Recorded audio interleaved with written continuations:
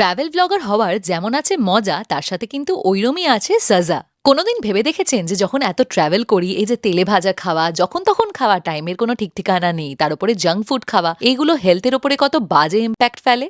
আর আজকাল যখন এই ফগের মধ্যে ট্রেন এত লেট করছে, খেতে হচ্ছে এই প্রসেস ফুড। তারপরেও আপনারা আমাকে জিজ্ঞেস করেন যে আমি এরকম ফিগার কিভাবে মেনটেন করি।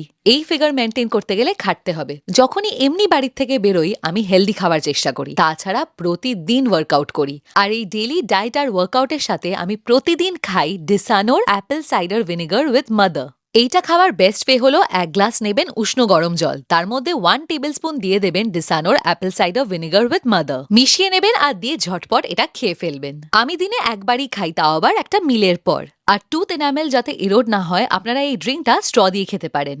100% র হিমালয়ান অ্যাপেলস দিয়ে তৈরি করা, আনফিল্টার্ড, আনপ্যাস্টারাইজ, তার সাথে কোনো আর্টিফিশিয়াল কালার বা প্রেজারভেটিভসও নেই। আর বেস্ট হলো যে এতে ইউজ করা হয়েছে মাদার ব্যাকটেরিয়া। দেখে বুঝতেই পারছেন মেটাবলিজমও হাই থাকছে, ভালোভাবে ডাইজেশন হচ্ছে, আর তার সাথে ওয়েট লস জার্নিতেও কিন্তু হেল্প করে। আর গাট হেলথ ভালো থাকা মানে স্কিনও ভালো থাকা, দেখেই বুঝতে পারছেন।